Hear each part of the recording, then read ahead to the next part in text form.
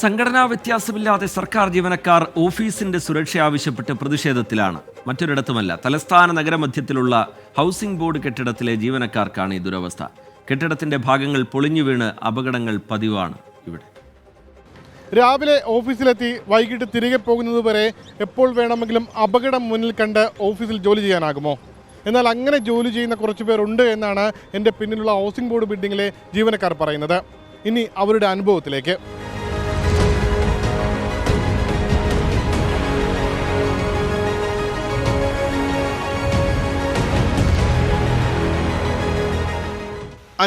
വർഷം പഴക്കമുണ്ട് ഈ കെട്ടിടത്തിന്. 1970 ഹൗസിംഗ് ബോർഡ് നിർമ്മിച്ച് വിവിധ വകുപ്പുകൾക്ക് വാടകയ്ക്ക് നൽകിയതാണ് ഓഫീസുകൾ. 2 വർഷം മുൻപ് വരെ ഒരേ സമയം 24 ഓഫീസുകൾ വരെ ഇവിടെ പ്രവർത്തിച്ചിരുന്നു. കാലപ്പഴക്കത്തിനനുസരിച്ച് അറ്റകുറ്റപ്പണികൾ നടത്താതെ കെട്ടിടം പൊളിഞ്ഞു തുടങ്ങി. അങ്ങനെ പല ഓഫീസുകളും കെട്ടിടം ഒഴിഞ്ഞുപോയി. ശേഷിക്കുന്ന ഓഫീസുകളിലെ ജീവനക്കാർ ഭയത്തോടെയാണ് ഓഫീസ് സമയം തള്ളി നീക്കുന്നത്.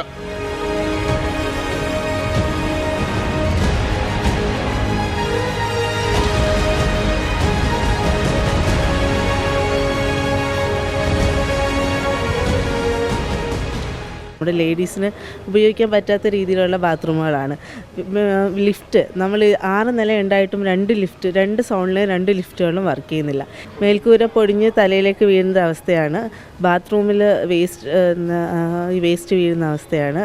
കയറി വരുമ്പോൾ തന്നെ കോർണേഴ്സിലെല്ലാം വേസ്റ്റ് ഡംപ് ചെയ്തിട്ടേക്കാണ്. നമുക്ക് കയറാൻ ലിഫ്റ്റ് വർക്കിംഗ് അല്ല.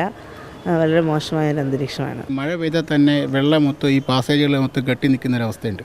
അതുപോലെ തന്നെ ടോയ്ലറ്റുകളിലും മൊത്തം ശുചിമുറികളിലും മൊത്തം പൊട്ടി ഒലിച്ച് വളരെ വൃത്തിഹീനമായിട്ടൊരു സാഹചര്യമുണ്ട്. വാട്ടർ സപ്ലൈ അതുപോലെ തന്നെ ഇലക്ട്രിക്കലിൻ്റെ ലൈൻസ് മുഴുവനും ക്രമാതീതമായിട്ട് ഭാഗികമായിട്ടും എല്ലാം പൊട്ടി പൊളിഞ്ഞു പോയിട്ടുണ്ട്. 2 ലിഫ്റ്റുണ്ട്. 2 ലിഫ്റ്റും അതിലൊരു ലിഫ്റ്റ് പൂർണ്ണമായിട്ട് പ്രവർത്തനം ചെയ്തതാണ്. മറ്റത് ഭാഗികമായിട്ട് പ്രവർത്തനം ചെയ്തത്. അത് പ്രവർത്തിക്കുന്നുണ്ടെങ്കിൽ പോലും തന്നെ ഭാഗികമായിട്ട് അത് പ്രവർത്തനം ചെയ്തതാണ്. എല്ലാ സർവീസ് സംഘടനകളും പ്രതിഷേധം അറിയിച്ചു. പക്ഷെ ഒന്നും നടന്നില്ല.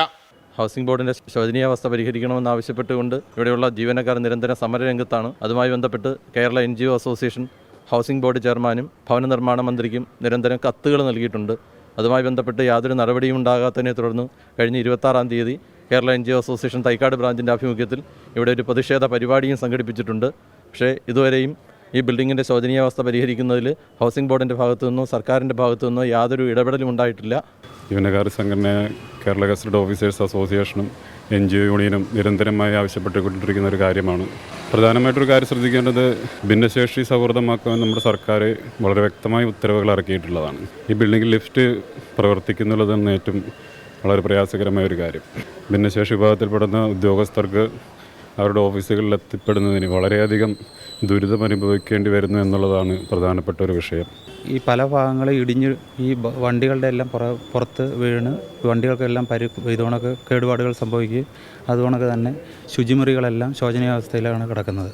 അതുകൊണ്ട് ഇതിനെത്രയും ഒരു പരിഹാരം ഉണ്ടാക്കണമെന്നാണ് NGO സംഘത്തിൻ്റെ ആഭിമുഖ്യത്തിൽ പറയുന്നത്. ഇപ്പോൾ ടൗൺ പ്ലാനിങ്ങും സംസ്ഥാന ഇൻഷുറൻസ് വകുപ്പും ഓഡിറ്റ് വകുപ്പും ഹയർ സെക്കൻഡറി പരീക്ഷാ വിഭാഗവും ഉൾപ്പെടെ 8 വകുപ്പുകൾ കെട്ടിടത്തിലുണ്ട്. കൃത്യമായി വകുപ്പുകൾ വാടക നൽകാത്തതാണ് അറ്റകുറ്റപ്പണികൾ നടത്താൻ കഴിയാത്തതെന്നാണ് ഹൗസിംഗ് ബോർഡ് അധികൃതരുടെ വിശദീകരണം. സർക്കാർ ജീവനക്കാരെ മാത്രം ബാധിക്കുന്ന പ്രശ്നമല്ല ഇത്. പൊതുജനങ്ങൾ നേരിട്ട് ബന്ധപ്പെടുന്ന വിവിധ വകുപ്പുകൾ ഇപ്പോഴും ഇവിടെയുണ്ട്. എന്തെങ്കിലും ഒരു അപകടം ഉണ്ടായ ശേഷം ഇവ നന്നാക്കിയിട്ട് കാര്യവുമില്ല. അതുകൊണ്ട് തന്നെ അധികൃതർ കൃത്യസമയത്ത് നടപടിയെടുക്കണം.